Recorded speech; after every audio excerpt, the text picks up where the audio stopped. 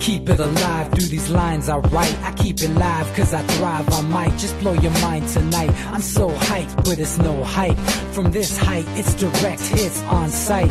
I'm your type, lend me your ears to show you that there's something in me. I'm not giving up, I'm standing right here, holding these days hostage. And I'll make this my year. We turning fear into love, and the love's in the air. I love doing this cause nothing compares. Nothing can share that same type of feeling when you feeling them flares. They can't catch it, it's havoc. I rip to a tear, switch the scenario. My stereos, I leave them impaired. Variables start to change and they're all in my range. I just gotta grab it, it's all mathematics. Every step is drastic, I make it fantastic. I'm trying to take your breath away. Asthmatic. This is live through the stereo. Go and let it blow, blow through the stereo. I'ma let them know through the stereo. Yo, here we go through the stereo, stereo. This is live through the stereo. Go and let it blow, blow through the stereo. I'ma let them know through the stereo. Yo, here we go through the stereo, stereo. Yeah, just nod your head with it, so explicit and vivid. Every image is intricate, intimate. I put my all into it, no scrimmage and no rules. I'm a pro tool, hear my heartbeat, beat into the vocals. I'm so loco, lost my mind, oh no.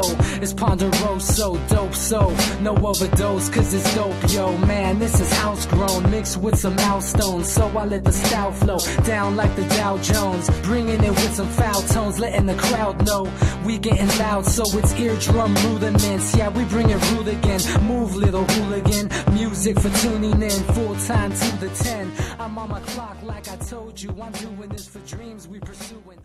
Hey everybody, welcome back to the Anti-Media Radio Show. Once again with your host Nick Bernabe here on ucy.tv and the antimedia.com/radio. Really happy to be back alive and well on this Wednesday, April 11th, 2018. Alive and well for now. We're in some big trouble. Look, these dudes want to start a damn war. I mean, there's no other way to put it. These fools want to start a war. And the stakes are higher than they've ever been. I mean, I'm not that old, and I haven't been around that long. I mean, the Cold War ended shortly after I was born. So I can't really speak too much on the Cold War stuff as far as firsthand experience. I've read a lot about it and stuff. But I've seen and talked to several of my older friends who lived through that and experienced that. And they're like, dude, it's really bad right now. Like, it's really bad. You know, when grandmothers and stuff are talking about World War III and shit like that, you know, it's not a good sign. Lot to go over tonight. Hopefully you guys can go over, everyone listening right now can go over, even if you're listening on YouTube tomorrow or whatever, just go check the front page of the antimedia.com. Lots and lots and lots of Syria coverage. I don't know, 60%, 70% of what we have up there. Top story, title, headline. There's a good chance we're being lied to about the chemical attack in Syria. A really strong article by Darius Shatamasivi. We're going to try to get him on the next radio show to talk more about this, but we even got some comments from Noam Chomsky in the article directly to us, so, you know, that's interesting. Looks like the .com change has actually helped us overcome Facebook censorship. Our traffic has returned, so that's a good news. Thanks, huge shout out to all of our supporters on Patreon. We're up over what are we at now? I gotta go check. 200? We're over 200 supporters now on Patreon. Let me see. Yeah, 219 last time I checked. Thank you for the support. Without you guys reaching out, I mean, I'm not a quitter, but believe me, in the past few months, I've been, you know, if it weren't for people stepping up and helping us, support us, and get behind us like that, you know, I'd have thought about it, but I'm not. Got some big plans. We're in the process of getting some extra funding from some cryptocurrency projects. After that, hell, I may even open up the company to community ownership. You know, it's something that's on the table. And we really want to transform the site into this social news site, which is what we've got the framework in place. You can go to the site, you could sign up, you could post articles, you could upvote, downvote the content, tell us where you want it to be. If there's a story you think is dumb, a story that you think is unimportant, you could downvote it, push it down. If there's a story you think is important, you could upvote it. Or if it's not on the site, you can submit the article in the My News section, so you can actually be a part of our news gathering process. We've got a Slack channel set up for our Patreon supporters. If you just support us like $1 a month, you'll get in the Slack channel. And not only will you help us keep us going and help us become censorship proof, because that's really what we're trying to do right now. Because after getting slapped with Facebook censorship, I've realized, holy shit, we should have been doing censorship proofing from day one, but we haven't. But now, I've kind of kicked it into overdrive. So, everyone listening, if you could support us $1 a month, that'd be great, or more. You'll get in our Slack channel, help us collect the news. I've been so overwhelmed with just coping with this censorship that I haven't been able to really take enough care of the Slack channel and the Patreon stuff yet. But that's going to be happening once we get a grip on this algorithm and all that stuff. And I'm happy to say, starting as of this week, it looks pretty good. We're starting to see some light at the end of the tunnel. The traffic has returned. We switched from .org to .com. And then, I got Jake on the line now. We haven't seen traffic from Reddit in like 2 fucking years because, and I know I've told this story plenty of times before, but we did a big investigation into Nestle and how they're drawing water out here in San Bernardino, and we made the front page with the first article, front page of Reddit. That's a big deal. Reddit is the front page of the internet. We made the front page of Reddit, meaning that was one of the most viewed articles of that day, right? So we exposed Nestle for the thieving that they're doing with people's water in California, and now they're doing it in Michigan as well, where they basically get in Michigan. I saw that they're paying $200 a year to pull 200 million gallons of water out, and they bottle that shit up by the 20 ounce and sell it to you for $1. Think about it. I mean, that's billions of dollars they're making off of basically stealing water from communities. And at the same time, in Michigan, they give Nestle this $200 permit, and then they say, oh yeah, by the way, we're going to cut off Flint from the bottled water, so you guys are going to have to shower in the fucking lead, right? So we made one article about Nestle. It made the front page. We made a second article about Nestle. It made the front page, and then it got deleted in like a minute. And we're talking about 2 years ago, right? And then after that, no more traffic from Reddit for the anti-media. Like Reddit was like, oh no, we got to ban these guys. And I honestly, it's so infuriating because the only excuse that they could have is that, oh, we don't recognize this website, so therefore we're going to fucking ban them. And for 2 years we've been deprived of Reddit traffic because of that, because we investigated Nestle with factual reporting, documentation, whistleblowers. All of a sudden we change it from .org to .com, and boom, here comes the Reddit traffic again. And Jake, your article actually went viral on Reddit just yesterday. Welcome to the show, dude. What's up, man? Hey, man. Yeah, I was surprised about that. Reddit's a tough cookie to crack, man. I don't think there's any formula for how to get something to go viral on Reddit. You just have to find a subreddit where I didn't even post it to Reddit. I think some random person picked it up and went with it. But yeah, I mean, it was good. I mean, it's there's a huge long comment thread, and so there's definitely some people on there eviscerating the article. But it started a very technical discussion. I mean, there's people breaking down the entire terms of agreement with Google. So, I just think all of this is just a good conversation to be having at this point. Very constructive. And yeah, I noticed that too. But, that's how Reddit is, dude. There's a bunch of know-it-alls on there. And well, it wasn't as negative as I thought it would be. I mean, it was actually largely positive. Yeah, there's some very smart people on Reddit, and they'll tear down a story if it's wrong. Your article is great, so there's really not much for them to tear down. but it was in it was related to what's going on right now with this whole Facebook thing. And I'll be honest, dude, like I watched a lot of the Zuckerberg quote unquote hearing or whatever in the Senate, and dude, like half of those fucking guys don't even know what the internet is, let alone how to work it. It's I saw sad. I saw a funny meme where it was what's that farming video game? Never mind, I can't remember what it was, but no, yeah, a bunch of really old guys that really have no clue what's going on, asking questions, and it makes you wonder, why are these old dinosaurs on the fucking tech committees? Why are these guys in charge of regulating technologies and high tech? It seems like you'd want someone a little younger that actually knows how to use a keyboard that would, be a better match for looking at these emerging technologies. But anyway, I watched the whole thing, and not the whole thing, most of it.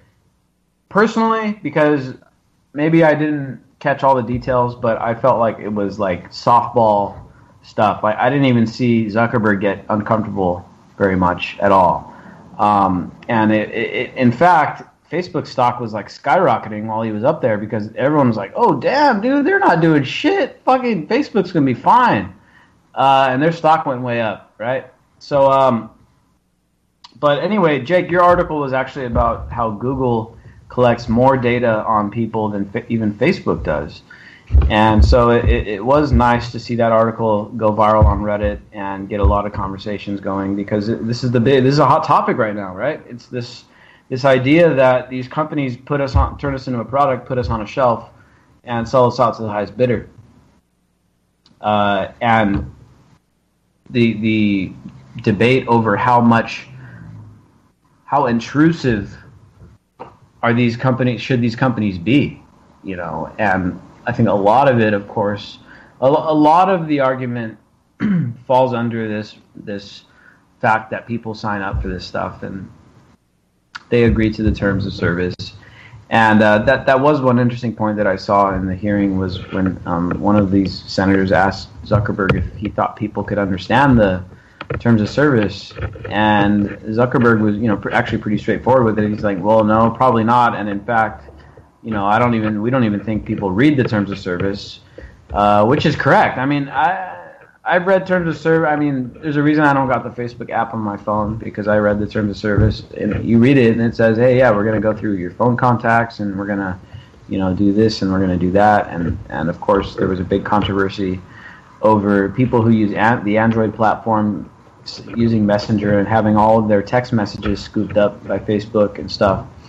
So it's the right time to have this conversation, because when you got to strike when the iron is hot. Because if nothing's happening and then 2 months from now we're like, hey guys, Facebook's doing this and that with your data, and no one's going to give two fucks about it. You got to capitalize on when there's a major scandal and there's a reaction to that scandal, right?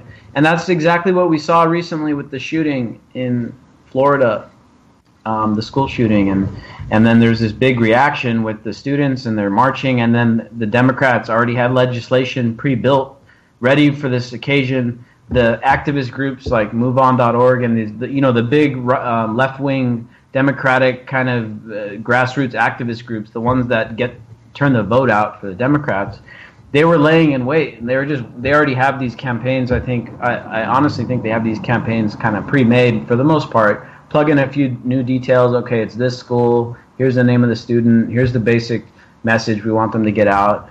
And then you just plug in the new information, and then you have a movement built in, right? And that's kind of what happened with the shooting, and this is what's happening right now kind of with Facebook and the data collection and all that stuff. Anyway, ranting aside, Jake, anything like any standout stuff you want to tell us while Facebook's on, hot on our mind? Anything that you want to tell us about Google? Because apparently Google's actually worse when it comes to data collection. Yeah, I mean, the thing is, there's nothing new, really. It's kind of like we're revisiting something that we should have considered a long time ago. But, I mean, basically, I think the main thing to take away from Google is that, unlike Facebook, unless, I mean, obviously it depends on what apps you have installed. It totally depends on that. But for the most part, Google is way more likely to be tracking your physical location because we use Google so much more for things like directions and stuff like that. But Google is tracking, is using your metadata, and it's tracking where you log into Google. I'm not sure if Facebook. Actually, no, I'm not sure if it's tracking where you log into Google.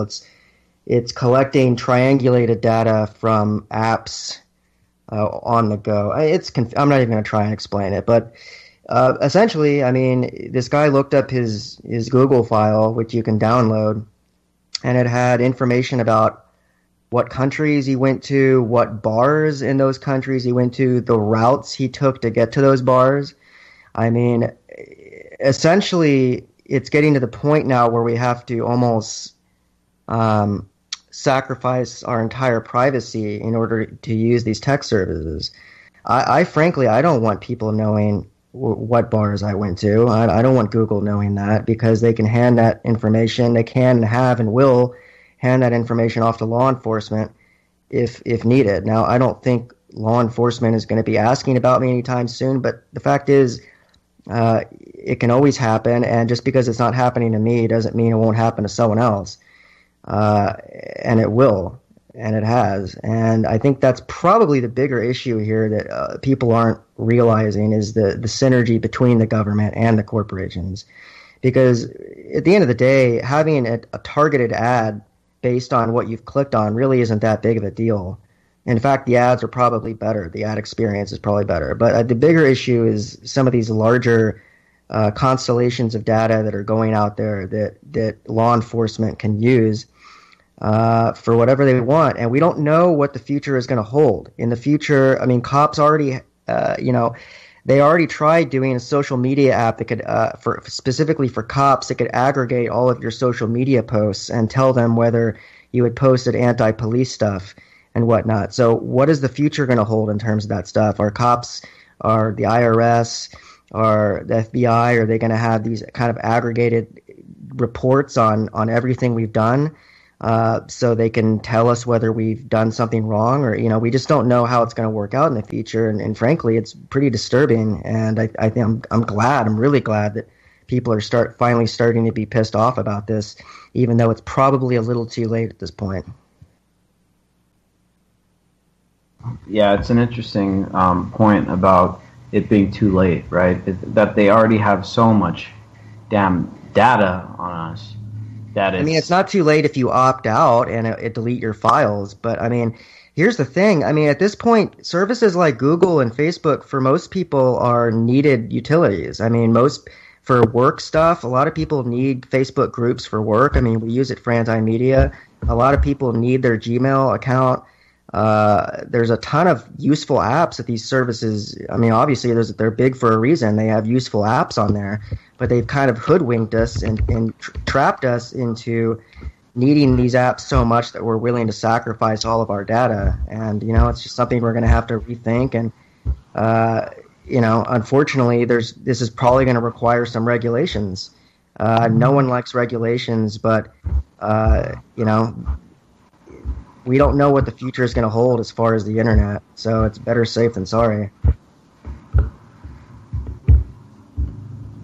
Yeah, I don't know. It's a tough issue. I don't know. I mean, I think what you were talking about earlier about just the stupid questions by the senators, it really has become clear over these 2 days that really not very many people, especially older people, really know what the hell Facebook is or what it does or how it gets the data, and we're in kind of this situation where we've created a society that we don't even really understand anymore, and that's only going to get worse. Yeah, well, one of the things that I wanted to bring up is just the simple fact that these guys have basically cataloged every single individual in this country and in many other countries. But in the U.S. especially, I'm talking about getting everyone. Like, I can't name one person that hasn't used Google or uses a Google service on a pretty regular basis. Between that and Facebook and other utilities that those people own, like Gmail and all that other stuff, Messenger, Instagram, I think I would say like 99% of this country has I guess you would say a personality profile, but you can go even deeper and say a psychological profile on us. And these companies know very intimate things about us, maybe not specific things, but basic, tendencies, fears, the things that you like, the things that you're scared of, the things that you hate.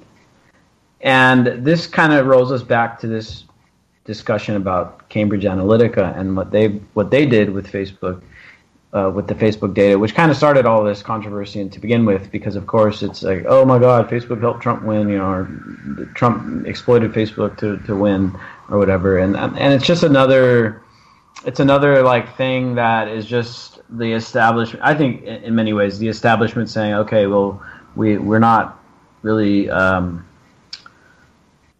We want to leverage the Trump administration to do what we want, which, for instance, maybe start a war with Syria or whatever, right?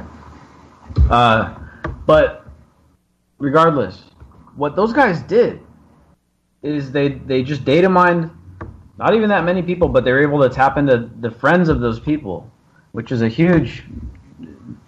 That's one of the reasons why I never got the Facebook app is how intrusive it spreads throughout your network. It's not just, oh, we're going to use your data. It's like, oh yeah, we're going to get your contacts and everyone in your friends list and all that too. And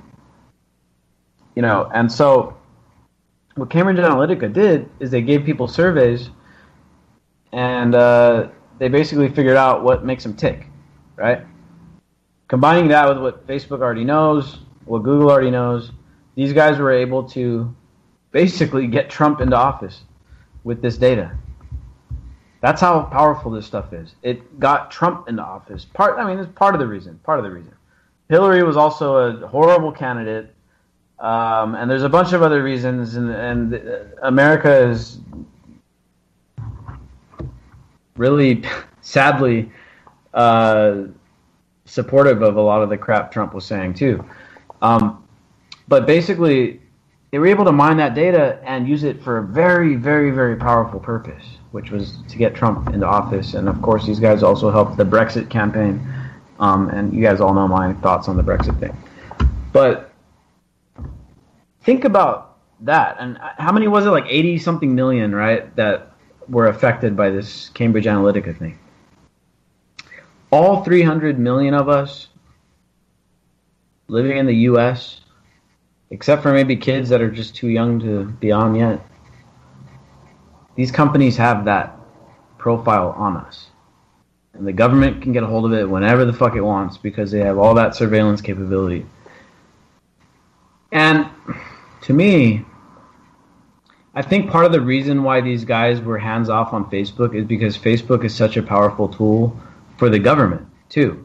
Like, if the government wants Facebook to hand over your messages and your contact list and all that stuff, Facebook's going to oblige, dude. You know what I'm saying? Like, they're going to hook them up with all the data they want, all the surveillance they want. If Facebook goes to Google and like, hey, dude, we need this dude's GPS location. And I don't know if you saw this story recently, Jake, but basically there's a small police department, trying to remember the state, somewhere like in the Midwest, and there was a crime, and what the police department did was they asked Google for all of the GPS location devices that had GPS in that certain area at a certain time.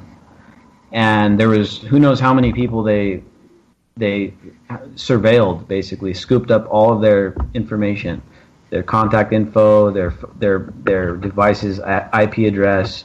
Basically, they were able to put a face on every single device that was within a certain like radius. It was like a 1 mile radius. We want everybody that was in that 1 mile at this time. And Google handed that shit right over, dude. Like, Google gave that to them, and they ended up making an arrest on the case. But the question, became, oh, well, what about all those other people that you guys basically scooped up on over there? And it's one thing for these companies to scoop up on you because you agreed to their terms of service. It's another thing for them to hand all that stuff over to the government, and that's where the gray line, it's a very gray line. Like, where are we going to draw it? Is Facebook a private company who can censor free speech, who could ban people from their platform, who could, decide what's okay and what's not, who can reduce the reach of certain people and increase the reach of others? If that's okay, then they shouldn't be cooperating so closely with the government. Because in my opinion, these companies get so big and they get so intertwined with the state that they become a quasi-state apparatus at a certain point. Much more efficiently because they're still run as a private company, but then it's just the government has a back door in, literally has a back door in, as we found out with the Snowden files. So, to me, that is the big question here, and of course that question wasn't raised. Like, they didn't even ask him too much about that. Nobody brought up the government surveillance factor. And in fact, these fucking senators are so hypocritical because these assholes are the ones allowing the NSA to do what it does, spy on us and do all that shit. And then they want to grill this dude about privacy. And that's why, to me, it was such a fake. Like, it was such a sham because it's like the NSA works very closely with Facebook. Like, they surveil the shit out of people whenever they want. And then they're going to act, Facebook, we're going to, really give you a punishment this time. We're going to ask you really tough questions. Except they didn't, right? Like, it seemed like they didn't. But Jake, do you have any highlights out of that thing? Out of this hearing thing? I know there was some good stuff that I caught. What stood out to you? For me, the biggest thing I think was the artificial intelligence stuff. They talked about it a lot, more yesterday than today. But yeah, I mean, essentially what Zuckerberg. There's a lot of, especially conservative sites today, I think, making a little too big of a deal out of it, or they're misinterpreting him a little bit, but. He was kind of saying that they're building artificial intelligence tools to help them figure out what hate speech is. And, that's a slippery slope. And, I think people are right to be worried about that. It's, we don't even understand artificial intelligence yet, and we're going to be outsourcing. Humans haven't figured out how to deal with hate speech and still balance it with the First Amendment. So it's a little creepy to imagine artificial intelligence doing it. Yeah, dude, and it's kind of like this automation of I don't know, dude. This kind of automation of our culture and how they're putting how Zuckerberg wants to put AI in charge of sorting out what's culturally acceptable.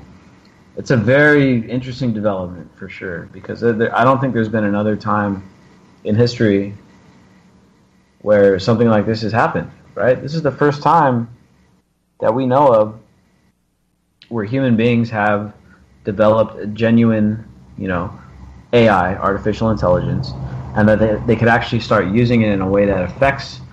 Apparently, if we're going to be talking about Facebook, it's going to be affecting literally billions of people, right? And so this is a very, very big, and I'm glad you brought this up, Jake. This is a big step for humanity. Like, soon there's going to be artificial intelligence policing our cultural development, basically. And is it good? Is it bad? I don't know, man. It's probably going to be a little bit of both, right? But it's a very big step. Like, this is... I don't know. I think in a way, AI really separates previous generations from the current one, right? Like, this is like genuinely a new age for humanity, that we've developed a, I don't know, would you call it an entity that's actually smarter than us, right? So this is a big deal, man. Like, lots of implications here. Shit, dude, I'm getting bit by a mosquito over here, bro. Shouldn't be mosquitoes this time of year. I think we have DB Schwartz. Yeah, we got DB Schwartz on the line. What's up, dude? Hey man, the work clock never ends on my real job, so sorry I'm late. All good, man. All good. You got to work them hours, dude. I was literally gonna sign in, and then I got a call, and there goes a half hour. Yeah, it's all good, man. We feel you. So far we've been talking about. Well, we were talking about the Facebook hearing and stuff, and how Google traps up even more of your stuff. But DB, I guess I want to get your take on this because I feel like this is a big deal. Zuckerberg announced, and I guess they're already doing it in some way or another, but Zuckerberg said that in the coming years, they're going to have AI in charge of policing hate speech online and stuff, and I'm guessing it'll be across. You know, we've kind of seen these measures rolled out. They've been like a choreographed rollout, right? Where it's like, Facebook is putting out this anti-hate speech thing, and Twitter is doing it, and Microsoft and Google, and everyone does it at the same time, right? It's like we start seeing all the people get banned off Google, demonetized off of YouTube, and at the same time you see a bunch of people get their reach restricted on Facebook, and then you see a bunch of fools getting deleted off or blocked on Twitter because they're too controversial. We see it kind of roll out at the same time, right? So I'm expecting that we see AI roll out at the same time when it comes to, these big platforms, Google, Facebook, Amazon, Microsoft. But for the first time in human history, we're having AI in charge of our culture, dude. I mean, DB, what do you think about that, man? I don't know, man. Like, I was kind of having this talk with other people today, and some people seem worried about it. We unrolled a AI that is being used now for, our job and stuff like that, and you have to think, like, everything you're telling it and everything it's hearing is being recorded and all that. So generally speaking, yeah, I mean, if you're attached to an electronic means of communication in any way, shape, or form, including this platform, it's going to be recorded, analyzed, and used against you at some point if they feel like it. And that's the whole point. It's a blackmail control grid. So I was worried. I should say I was worried about it until I started talking to people. And people are basically at the point now, and maybe it's not like that out there, I don't know. But out here, at this point, people, including kids, are realizing that social media is literally just a tool to make money off of, and that's it. And then you should unplug from it. Like, it's not an actual means of expressing or free. And nobody is pretending it's free speech or it's not completely censored and surveilled anymore. Like, everybody realizes what it is and has adjusted their behavior accordingly online. But it hasn't changed the real world. In fact, what I believe it's going to do, and I may be wrong, what I believe it's going to do is create a backlash against being online versus being in the real world where you're free to do and say what you please, because these people have no actual balls to come out into the population and do shit while we have the Second Amendment. Yeah, it's interesting take on it, dude. Yeah, it's like they're going to use it like Zuckerberg was saying, it's to improve user experience, right? Which I know in your article, Jake, you kind of made the point like, well, that's debatable. They say they're collecting the data to improve your experience, and the background, perk is that they get to monetize you and sell you ads. But it's all good, like DB was saying, it's all good that they're doing that stuff. You consent to it, you sign up, you say okay to the terms of service. Honestly, I didn't see anything overly intrusive that Facebook has done so far, other than this Cambridge Analytica leak, which, But I mean, they're blowing everything completely out of the water. The thing is, just don't use it. Stop using these platforms. There's other platforms. You don't have to use Facebook. You don't have to use Twitter. Like, using those things is just perpetuating this cycle. So, in all honesty, I really truly do wish that people just had the gumption to just seriously boycott companies as soon as it came out. Like, I think at the end of the last last show we talked about how people were leaving Facebook like it was an act of defiance and going, "See you on Instagram, Facebook." And I'm like, okay. That's like, "See you at the GOP convention, DNC." Oh, man. Yeah.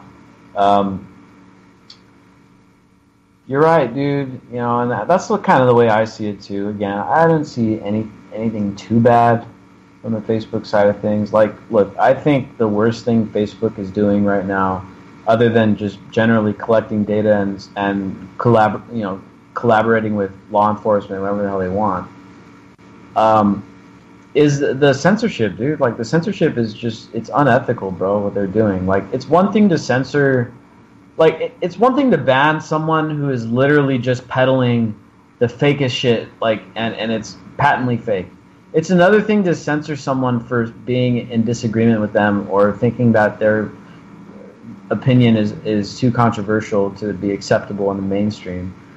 That's kind of what Facebook does, dude. Like, they punish people for just not being ridiculous or not being, like, spreading total fake shit or spreading, like, incendiary stuff. They reduce you, they censor you just because you have a controversial opinion.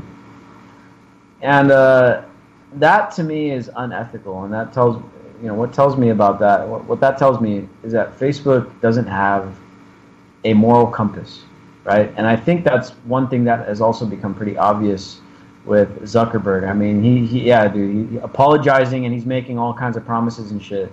But generally speaking, looking at a bunch of the other gaffes that Facebook has had, and they've had a shitload of them, it's that Zuckerberg doesn't really have an ethical line that he won't cross. And that's something that is really concerning. I mean, I think the guy's like probably one of the smartest, CEOs in the country. But he doesn't really have the moral compass. He's got that kind of, I don't know, entitled frat boy kind of just, do whatever the fuck I want, my daddy will fix it later type of attitude. And I think that is what creates a big problem. I think Zuckerberg needs to go from Facebook. I really do. If they're going to save that company, I think he needs to go. But DB, back to your point about us just getting off of it. This is what's exciting, dude. I mean, Jake wrote an article about 10 social media networks that you could check that you can check out that are much more decentralized, much more privacy oriented. And thankfully that article got a lot of views. But at the same time, I've been looking at the numbers of a lot of these sites, and dude, they're blowing up. Like, if you go look at the amount of traffic going to MeWe.com, it's gone like parabolic. It's exponential, and now they're in like the top 7,000 websites in the world. So it's pretty big, and a lot of people are leaving. What are the people under 18 doing? That's the real question, and what I'd like the answer is, because I feel like a lot of the kids now under 18 are pretty much being able to quasi-develop their own P2P stuff. So, yeah, I don't know where they're going, but the fact of the matter is that a lot of people are leaving Facebook. And sure, some of them are going to Instagram. A lot of them aren't. But a lot of them are starting to look at these other options. MeWe is blowing up. Steemit's blowing up.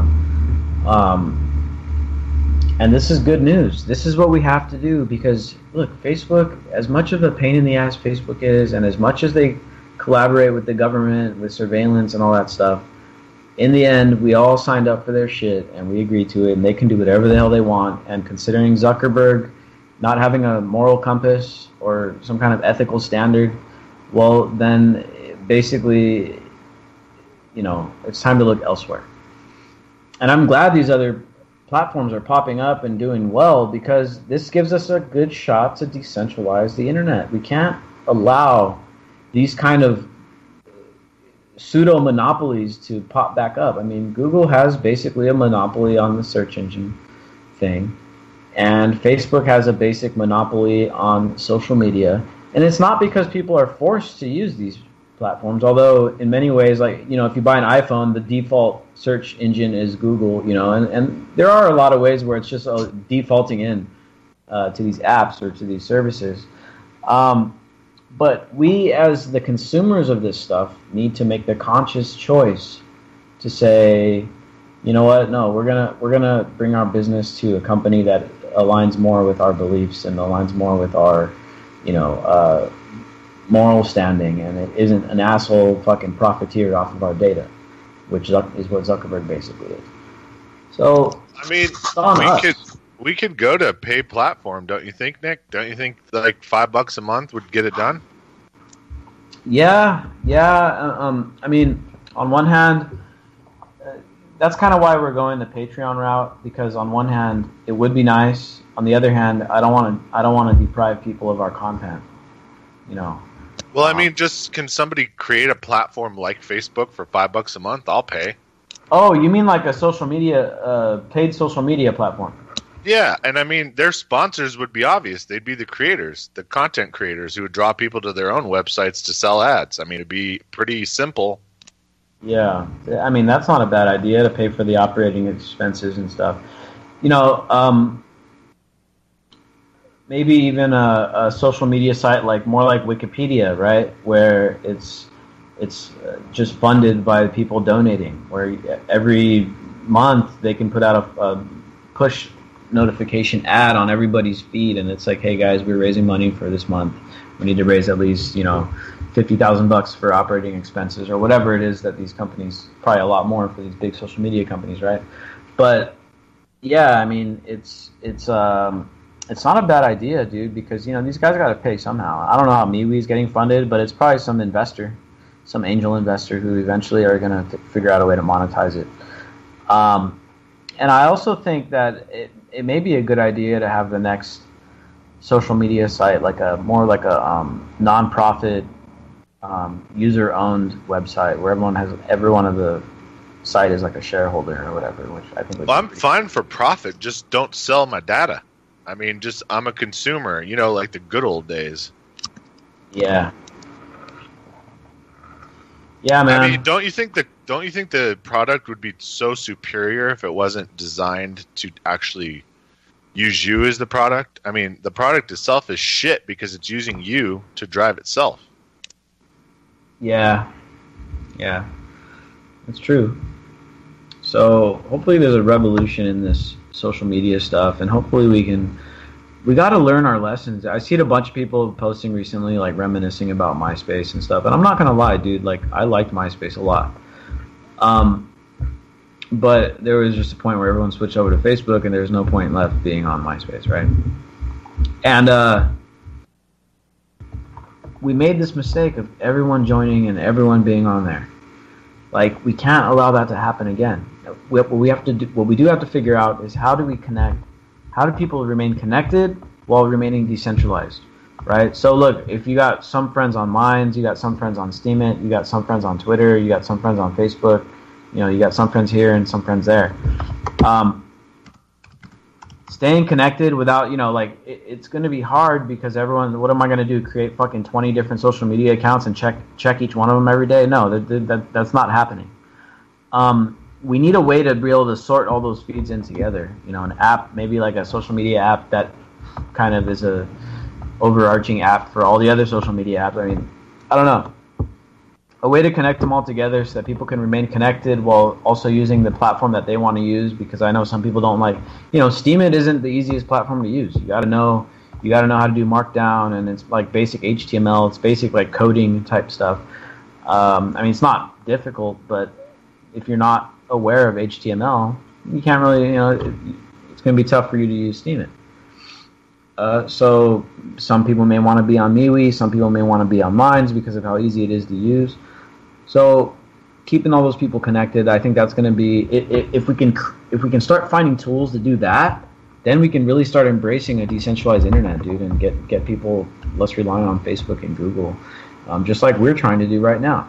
Like, our company is doing exactly what the rest of the people in this country and around the world should also be doing, is trying to rely less on these huge, highly centralized government collaborating corporations. We need to break away from them and move on to something smaller and better, not bigger, smaller and better.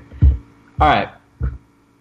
Enough about that stuff. Dude, we got this huge fucking problem with Syria. Top story, as I mentioned, if you guys want to read along with me. I'm actually not going to read the whole thing or anything like that, but there's a good chance we're being lied to about the chemical attack in Syria.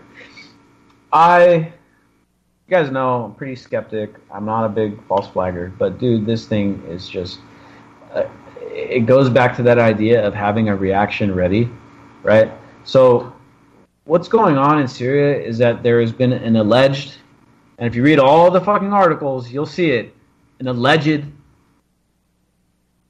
chemical weapon attack, because they don't want to go that full step of saying, oh yeah, there's been a chemical attack, because then later, 5 years from now, all the fools that are marching against the fucking war in Syria are like, oh yeah, you guys all said that there was a fucking chemical attack and you lied.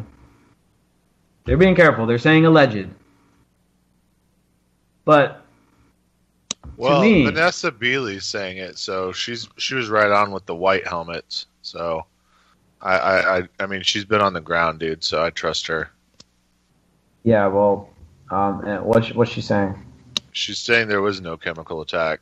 So she's checked all the hospitals and hasn't found a single person.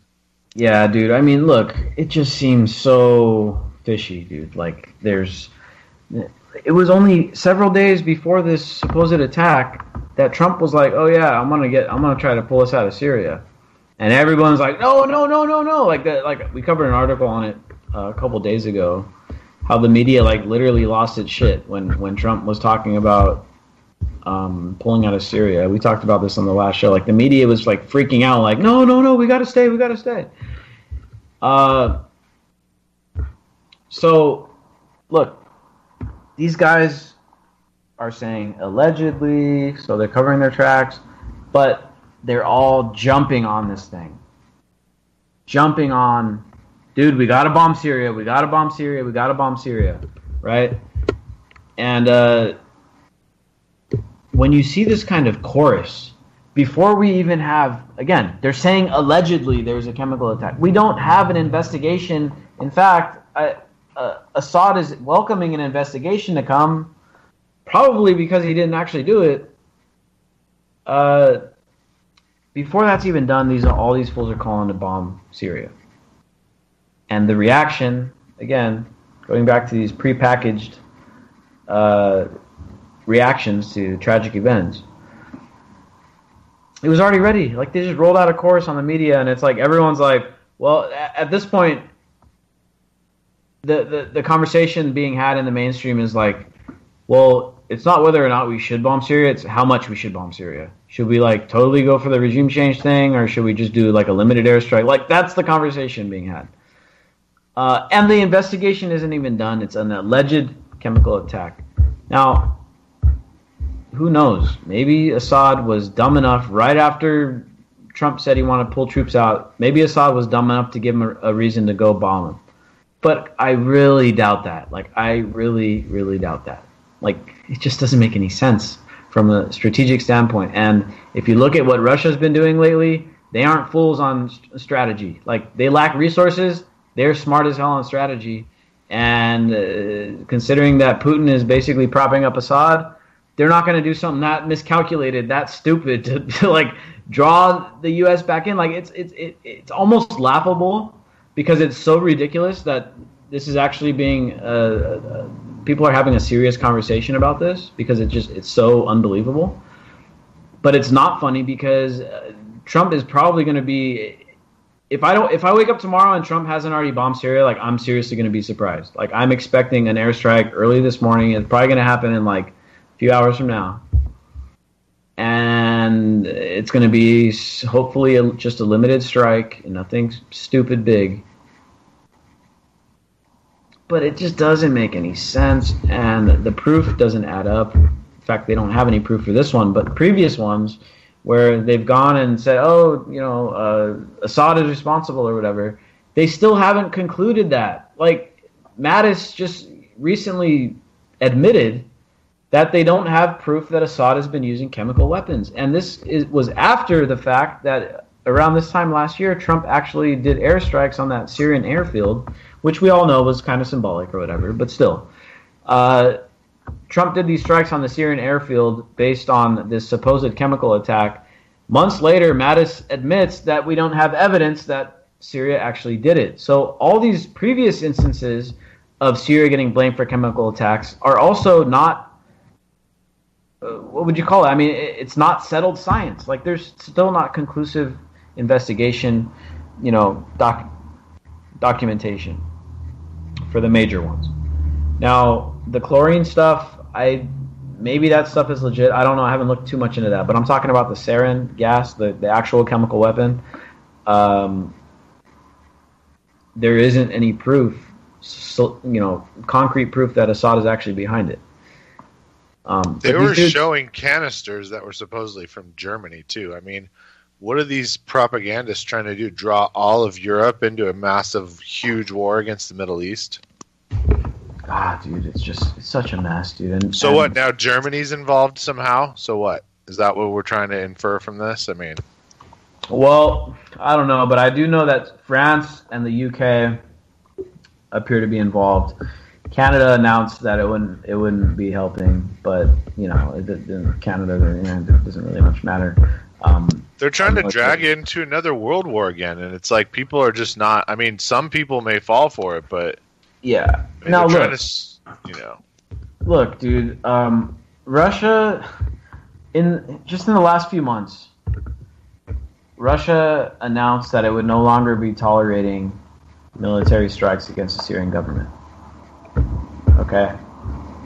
And Russia said today that it would attack the source of, whoever... So Russia said they'd shoot down the missiles and they'd also possibly destroy the source of where the missiles were shot, which in all likelihood would be off of a ship off the coast of Syria, a U.S. Navy vessel, right? So Russia is legitimately threatening to retaliate against a U.S. Navy ship. And that's a direct attack, right? And this is it goes from just being some proxy war in Syria, which is tragic enough on its own, with, 10 million people dead already, to being this thing where you got nuclear armed powers going at it with each other because these fools want to fight over pipelines over there. And then we're talking about a much, much bigger issue. We're not talking about a proxy war. It's not Israel versus Iran and they're just battling it out in Syria. It's the heavyweights. It's the U.S. and Russia saying, you know what? Screw it. We're going to start bombing each other at this point. And then you have this escalation because just like in previous wars, and especially in World War I, there's this escalation where it triggers these alliances. And again, we haven't learned our lesson. We've got all these alliances, NATO, of course, being the main one, where if Russia attacks a U.S. Navy ship, all these NATO fools are going to be obligated to step in. So then, again, you got France, you got the UK, you got Germany, you got all these other Western countries that are part of NATO saying, all right, we're all going to be up against Russia. And then Russia's got its allies in Iran. Russia's got, Turkey is the wild card here. We don't know, is Turkey going to flip to the other side? Is Turkey going to be back NATO? Is Turkey going to try to play both sides? So far, Turkey's been playing both sides, so we don't know. The big, of course, the elephant in the room is China, which we all know just about 2 weeks ago. China told Russia, hey, if shit pops off with the U.S., we got your back. So it's pretty clear. The lines are pretty much drawn. It's like East versus West. It's like the final showdown, right? It's like the big East versus West showdown that never Never happened before, but it's about to happen. China, Russia, and their allies, which include a lot of the Middle East, dude. If you look at the One Belt, One Road thing going on, like China's throwing money around the Middle East. So all these, like in Pakistan and in countries that are like poor countries, China is bailing all these guys out, dude. Like these guys are all, what they have is a lot of resources, a lot of human resources. China is going to have all those dudes in basically the Eurasian area in the Middle East. All those guys that are along the old Silk Road, they fall under China's sphere of influence at this point. East versus West. They're on their own bubble, though, too, Nick. That's what a lot of people need to get is like China's about to hit its own Great Depression, and no one knows what's going to pull it through because it's already had a huge boom. And what did they do with the money? They built a bunch of ghost cities all over the place. Like they didn't have anything they could do with all their capital. So I hope the Silk Road does give them new opportunities because they have a ton of people and they don't grow enough food, man. And like they're obviously the one-child policy is now off. So the world is a-changing. Yeah, dude. Yeah. Yep. And so tomorrow, I guess, is another day, and we're gonna see what happens, dude. I'm not optimistic, and I'll tell you what, dude. Like, what really saddens me is that there's no fucking anti-war movement, bro. Like, these kids were out there marching with huge numbers and huge amounts of coverage the other day to take away gun rights. And fine, dude, you kids want to protest, you want to do your thing. I'm not going to rag on you too hard. I don't agree with the politics, but whatever. But, dude, like, this is something that matters, bro. Like, the biggest issue in this country is the damn empire, and everybody is lulled to sleep on it, dude. Like, it blows my mind how nobody is, like, besides I'm sure there's people, I shouldn't say nobody, but there's people that give a shit about this and would like to do something about it, but just so many people don't. They could give a shit less. In fact, I was reading an article on the Washington Post. In fact, we may have brought this up last show. But the only popular thing Trump did last year was bomb Syria, dude. Like, more than half the people agreed with that shit. People enjoy bombing. People like it. Like, what the fuck is going on, dude? People like bombing. It's crazy, dude.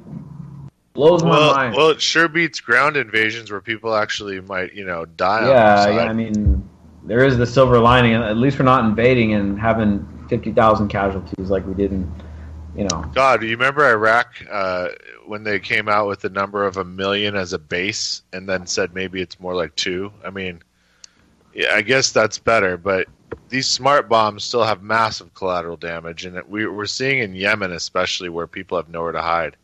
It's pretty insane. Yeah, dude, and it's cowardly too, man. It's cowardly, bro. In a way, you're right, dude. In a way, you're right. So, look, if there's an anti-war movement out there, let's get it going again, please, because it's not we're going to stop, we're going to do the anti-Iraq war march, which was great, and that was big back, I think, in 2003. It was huge. But Iraq is just Iraq, right? Iraq didn't really have any allies. We knocked Saddam Hussein down, and no one was there to say, oh, we have his back. Now you got to worry about us too. Syria's much different, dude. It's much, much, much different. So it's much bigger. The fact that there's no anti-war movement right now, dude, really discouraging, bro. Like, if it doesn't happen, this stupid thing could spiral out of control and become the next horrific Dude, war. March against our rights. Do it again, folks. Yeah, march against the war instead, right? Thank you all for tuning in. Anti-Media Radio. We'll be back. Peace. This is live through the stereo. Go and let it blow through the stereo. I'ma let them know through the stereo. Yo, here we go through the stereo. This is live through the stereo. Go and let it blow through the stereo. I'ma let them know through the stereo. Yo, here we go through the stereo.